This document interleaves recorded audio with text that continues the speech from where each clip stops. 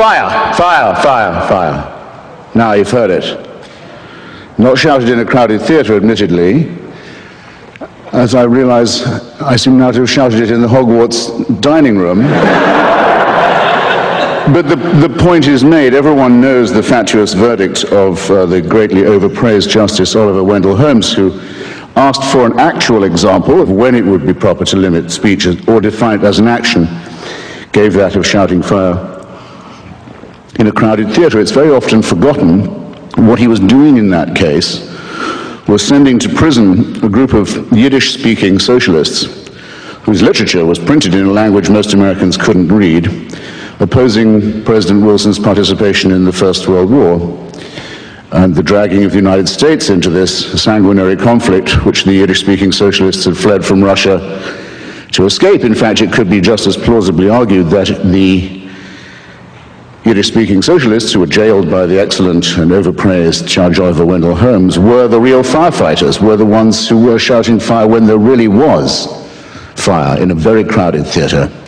Indeed. And who is to decide? Well, keep that question, if you would, ladies and gentlemen, brothers and sisters, I hope I may say comrades and friends, before your minds. I exempt myself from the Speaker's kind offer of protection that was so generously proffered at the opening of this evening. Anyone who wants to say anything abusive about or to me is quite free to do so, and welcome, in fact, at their own risk.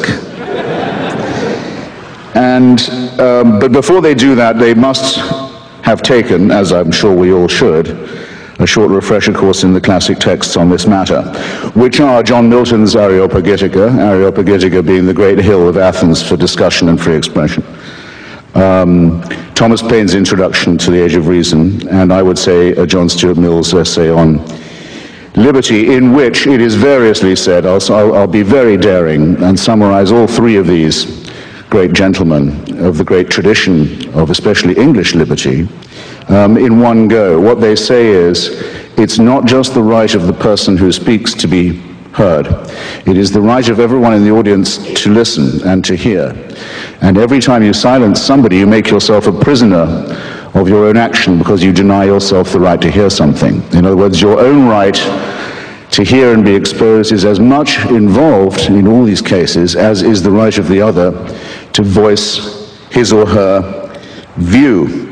Indeed, as John Stuart Mill said, if all in society were agreed on the truth and beauty and value of one proposition, all except one person, it would be most important, in fact it would become even more important, that that one heretic be heard, because we would still benefit from his perhaps outrageous or appalling view. In more modern times, this has been put, I think, best by a personal heroine of mine, Rosa Luxemburg, who said that the freedom of speech is meaningless unless it means the freedom of the person who thinks differently.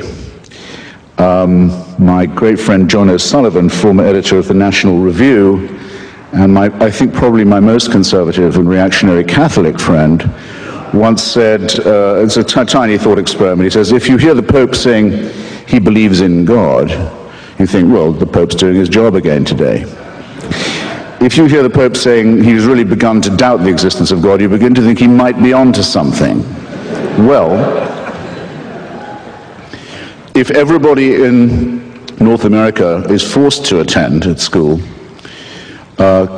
training in sensitivity on Holocaust awareness and is taught to study the final solution, about which nothing was actually done by this country or North America or the United Kingdom while it was going on, but let's say as if in compensation for that, everyone's made to swallow an official and unalterable story of it now, and it's taught as the great moral exemplar, the moral equivalent of the morally lacking elements of the Second World War, the way of stilling our uneasy conscience about that combat.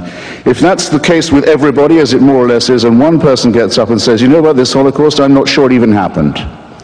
In fact, I'm pretty certain it didn't. Indeed, I begin to wonder if the only thing is that the Jews brought a little bit of violence on themselves. That person doesn't just have a right to speak. That person's right to speak must be given extra protection, because what he has to say must have taken him some effort to come up with. might contain a grain of historical truth, might in any case give people to think about why do they know what they already think they know. How do I know that I know this, except that I've always been taught this and never heard anything else? It's always worth establishing first principles. It's always worth saying, what would you do if you met a Flat Earth Society member? Come to think of it, how can I prove the Earth is round? Am I sure about the theory of evolution? I know it's supposed to be true. Here's someone who says there's no such thing, it's all intelligent design. How sure am I of my own views? Don't take refuge in the false security of consensus and the feeling that whatever you think, you're bound to be okay because you're in the safely moral majority. One of the proudest moments of my life, that's to say, in the recent past, has been defending the British historian David Irving, who is now in prison in Austria for nothing more than the potential of uttering an unwelcome thought on Austrian soil. He didn't actually say anything in Austria. He wasn't even accused of saying anything. He was accused of perhaps planning to say something that violated an Austrian law that says only one version of the history of the Second World War may be taught in our brave little Tyrolean republic. The republic that gave us Kurt Waldheim as Secretary General of the United Nations, a man wanted in several countries for war crimes. You know, the country that has Jörg Haider, the leader of its own fascist party, in the cabinet that sent David Irving to jail. Made Austria famous, given it its reputation, by any chance? Just while I've got you. I hope there are some Austrians here to be upset by it. Well, a pity if not, but the two great achievements of Austria are to have convinced the world that Hitler was German and Beethoven was Viennese. Now to this proud record they can add, they have the courage finally to face their past and lock up a British historian who's committed no crime except that of thought and writing. And that's a scandal. And I can't find a seconder usually when I propose this, but I don't care. I don't need a seconder. My own opinion is enough for me, and I claim the right to have it defended against any consensus, any majority, anywhere, any place, any time. And anyone who disagrees with this can pick a number, get online, and kiss my ass. Now, I don't know how many of you don't feel you're grown up enough to decide this for yourselves and think you need to be protected from David Irving's edition of the Goebbels diaries, for example, out of which I learned more about the Third Reich than I had from studying Hugh Trevor Roper and A.J.B. Taylor combined when I was at Oxford. But for those of you who do, I'd recommend another short course of revision. Go again and see not just the film and the play, but read the text of Robert Bolt's wonderful play, Man for All Seasons. Some of you must have seen it, where Sir Thomas More decides that he would rather die than lie or betray his faith.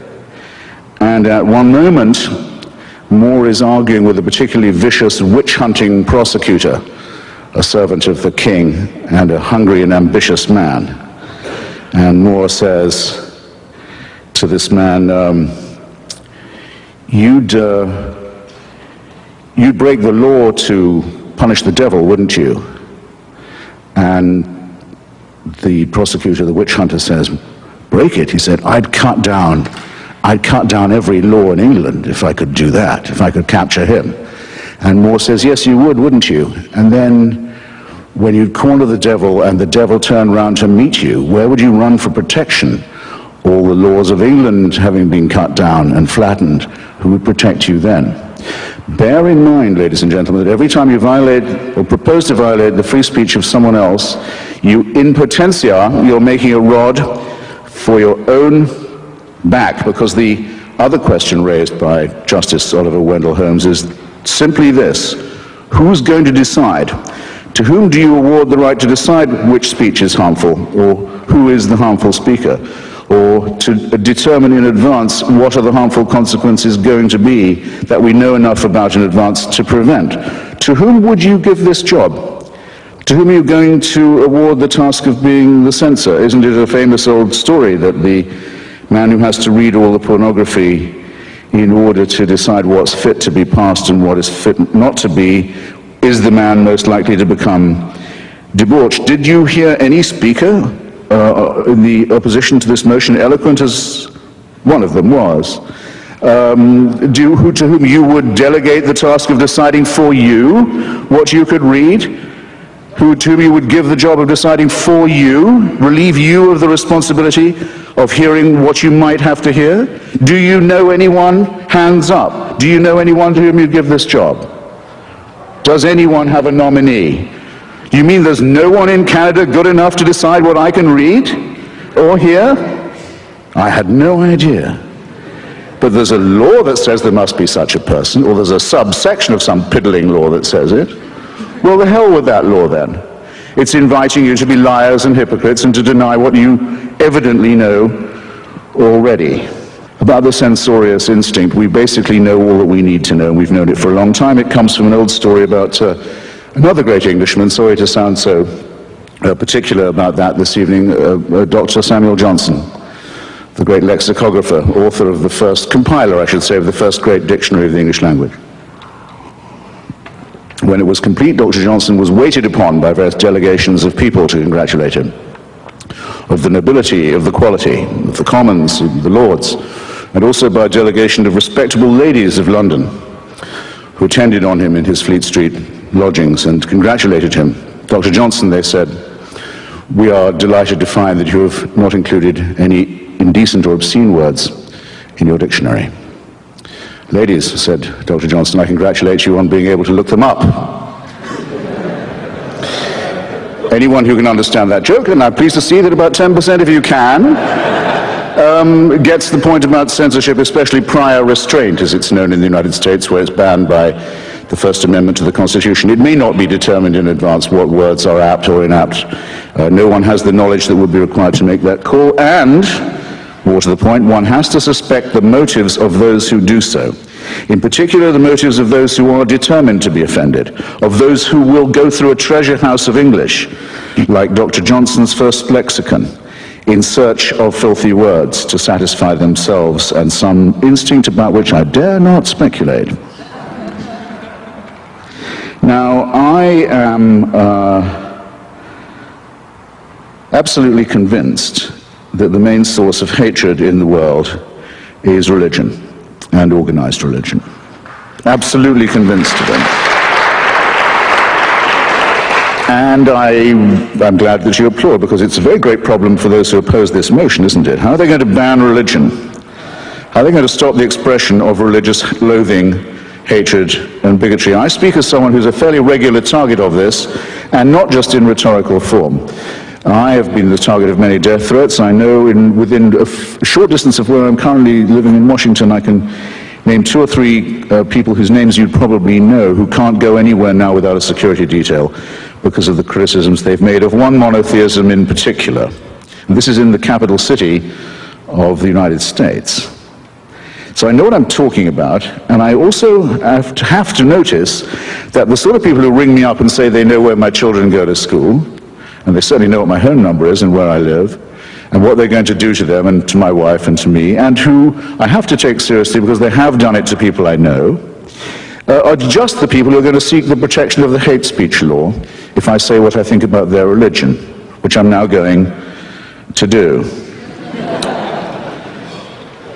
Because I don't have any what you might call ethnic bias. I've no grudge of that sort, along with pretty much anyone of any, as it were, origin or sexual orientation or language group, except people from Yorkshire, of course, who are completely untakeable.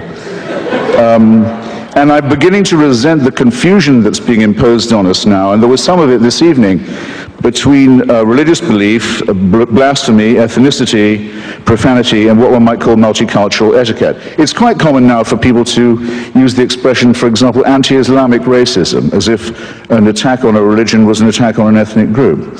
The word Islamophobia, in fact, is beginning to acquire the opprobrium of that was once reserved for racial prejudice. This is a subtle and very nasty insinuation that needs to be met head on.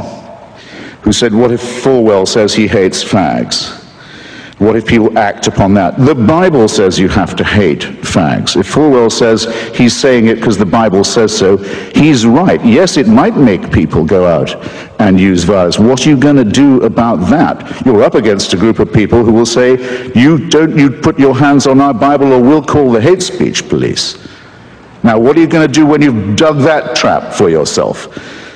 Somebody said that anti-Semitism and Kristallnacht in Germany was the result of 10 years of Jew baiting. 10 years? You must be joking. It's the result of 2,000 years of Christianity based on one verse of one chapter of St. John's Gospel, which led to a pogrom after every Easter sermon every year for hundreds of years, because it claims that the Jews demanded the blood of Christ be on the heads of themselves and all their children to the remotest generation. That's the warrant and license for and incitement to anti-Jewish pogroms. What are you going to do about that? Where's your piddling subsection now? Does it say St. John's Gospel must be censored?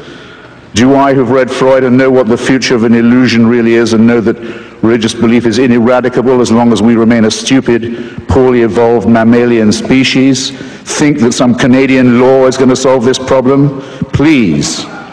No, our problem is this: our prefrontal lobes are too small, and our adrenaline glands are too big, and our thumb finger opposition isn't all that it might be. And we're afraid of the dark, and we're afraid to die, and we believe in the truths of holy books that are so stupid and so fabricated that a child can, and all children do, but as you can tell by their questions, actually see through them. And I think it should be, religion, treated with ridicule and hatred and contempt. And I claim that right. Now, let's not dance around. Not all monotheisms are exactly the same at the moment. They're all based on the same illusion. They're all plagiarisms of each other. But there's one in particular that at the moment is proposing a serious menace, not just to freedom of speech and freedom of expression, but to quite a lot of other freedoms too.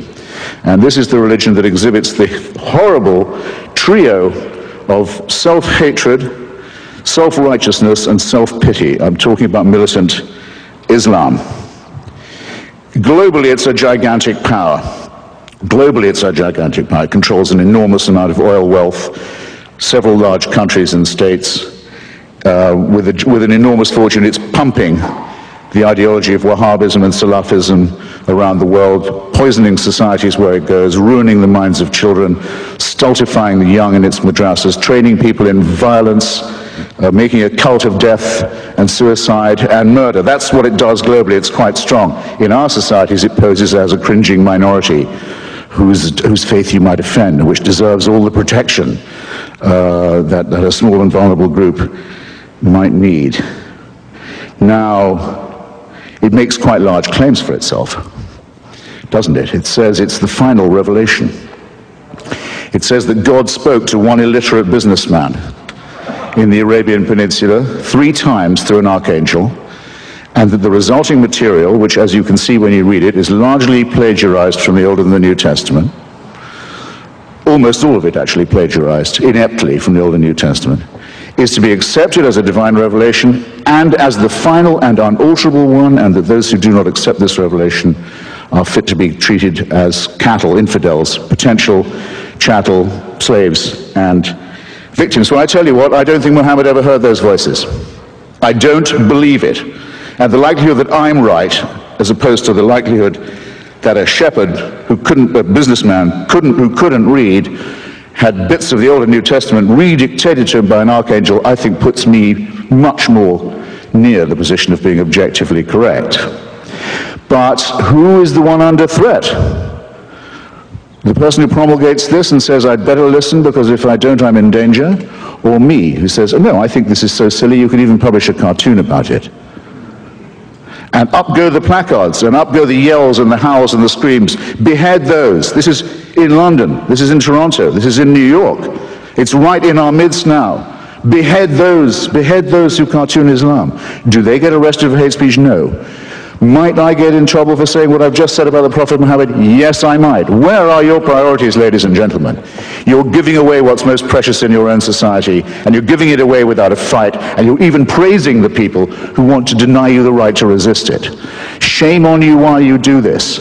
Make the best use of the time you've got left. This is really serious. Now, if you look anywhere you like, because we've had invocations of a rather driveling and sickly kind tonight of our sympathy. What about the poor fags? What about the poor Jews, the wretched women who can't take the abuse, and the slaves and their descendants, and the tribes who didn't make it and were told that their land was forfeit? Look anywhere you like for the warrant for slavery, for the subjection of women as chattel, for the burning and flogging of homosexuals, for ethnic cleansing, for anti-Semitism, for all of this. You look no further than a famous book that's on every pulpit in this city and in every synagogue and in every mosque. And then just see whether you can square the fact that the force that is the main source of hatred is also the main caller for censorship. And when you realize that you're therefore this evening faced with a gigantic false antithesis, I hope that still won't stop you from giving the motion before you the resounding endorsement that it deserves. Thanks awfully. Night-night. Stay cool.